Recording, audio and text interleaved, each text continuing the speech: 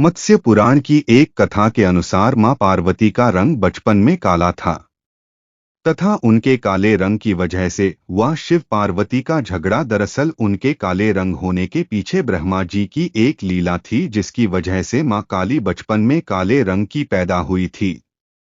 जब महादेव और मां पार्वती का विवाह हुआ था, भगवान शिव ने मां पार्वती का मजाक उड़ाया और एक दिन भोलेनाथ ने मजाक मजाक में पार्वती जी के काले रंग का मजाक उड़ा दिया था, जिसकी वजह से मां पार्वती ने भगवान शिव को त्याग दिया तथा कैलाश छोड़कर चली गईं और फिर तपस्या कर उन्होंने अपने काले रंग को गोरे रंग में बदल दिया और संसार में गौरी के नाम से प्रसिद्ध हुई।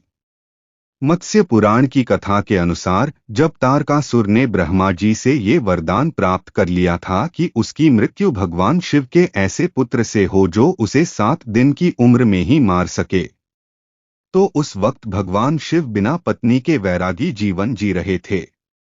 भगवान शिव की पहली पत्नी देवी सती ने कुछ वर्षों पहले ही अपने पिता के यज्ञ में आत्मदाह कर लिया था।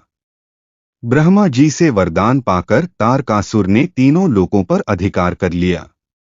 तब ब्रह्मा जी ने देवताओं की प्रार्थना पर उन्हें बताया कि जल्द ही देवी सती फिर से जन्म लेंगी और पार्वती के रूप में उनका विवाह भगवान शिव से होगा।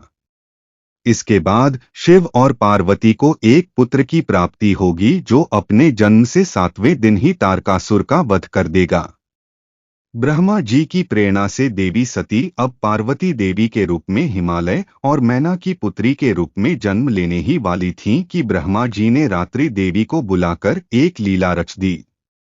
उन्होंने कालरात्रि देवी को आदेश दिया कि वो गर्भवती मैना के गर्भ में अंधकार रूप में प्रवेश कर जाएं और जब उनकी संतान का जन्म हो तो वो उसे अपने प्रभाव से जब चाहे काले रंग की कर दें।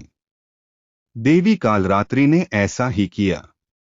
वो देवी मैना के गर्भ में प्रवेश कर गईं और जब पार्वती का जन्म हुआ तो उनके शरीर के अंदर काले रंग के रूप में रहने लगीं।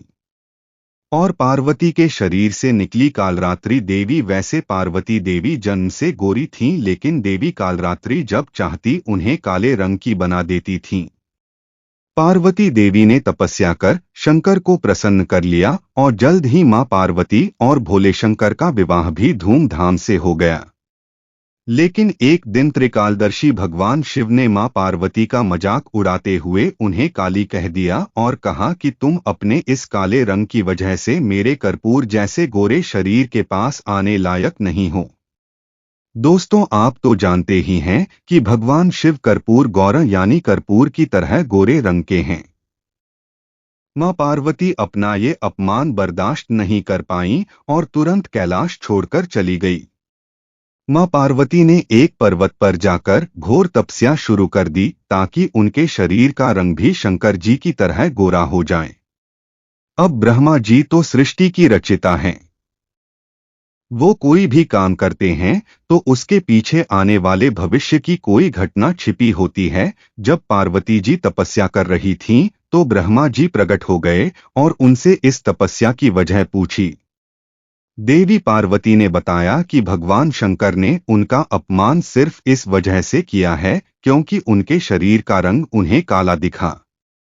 दोस्तों, हमने आपको पहले ही बताया है कि पार्वती भगवान शंकर को काले रंग की इसलिए दिख रही थीं क्योंकि ब्रह्मा जी ने लीला कर पार्वती देवी के शरीर के अंदर कालरात्रि देवी का प्रवेश करा दिया था। अब ब्रह्मा जी के कहने पर कालरात्रि ने मां पार्वती का शरीर छोड़ दिया। जैसे ही कालरात्रि देवी ने मां पार्वती का शरीर छोड़ा तो पार्वती देवी गोरे रंग की हो गई और संसार में गौरी के नाम से विख्यात हो गई। इसी दौरान इतने दिनों तक अपने अपमान की ज्वाला क्रोध से जल रही पार्वती देवी के मुख से एक विकराल शेर निकला और वो बाहर आकर खड़ा हो गया। देवी पार्वती के शरीर से निकली कालरात्रि देवी को ब्रह्मा जी ने कौशिकी देवी का नाम दिया और उनसे कहा कि आप विंध्याचल में निवास करें और भविष्य में शुंभ और निशुंभ दैत्यों का वध करें। देवी कालरात्रि अब संसार में कौशिकी या चंडिका देवी के नाम से जानी जाने लगी। देवी कालरात्रि को ब्रह्मा जी ने वो शेर भी वाहन के रूप में दे दिया जो देवी पार्वती के क्रोधित मुख से निकला था। ब्रह्मा जी की लीला के पीछे यही बड़ी वजह थी कि वो भविष्य में पैदा होने वाले शुंभ और निशुंभ दैत्यों का वध कराने वाले थे। इसलिए उन्होंने इतने वर्षों तक देवी पार्वती के अंदर देवी कालरात्रि को छिपा कर रखा था, ताकि समय आने पर उन्हें कौशिकी या चंडिका देवी के रूप में संसार में प्रकट किया जा सके। दूसरी तरफ देवी पार्वती का शरीर अब पूरी तरह से गोरे रंग का हो चुका था और अब वो संसार में गौरी माँ के रूप में विख्यात हो गई। देवी पार्वती भी अब कैलाश लौट गई, जहां भोलेनाथ उनका इंतजार कर रहे थे।